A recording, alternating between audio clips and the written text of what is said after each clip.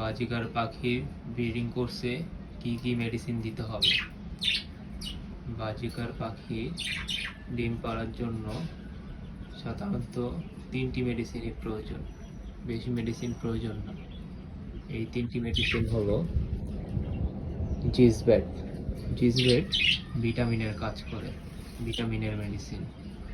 1 ml 1 litre পানিতে ব্যবহার করবেন। ক্যালফ্লেক্স ক্যালসিয়াম, এটি 1 লিটার পানিতে 1 ml ব্যবহার করবেন। এবং ইসেল, ডিম পাড়ার জন্য ইসেলটা ব্যবহার করবেন 3 লিটার পানিতে 1 ml। তো আপনারা এই 3টা মেডিসিন এক পানিতেই একসাথে টানা 14 দিন দিবেন। 14 দিন আশা করি লাগবে না, 10 দিন দিলেই 10 দিনের ভিতর ডিম পেড়ে দিবে আর কি। যতদিন ডিম পাড়তে যতদিন লাগবে ততদিন এই মেডিসিনগুলো দিবেন।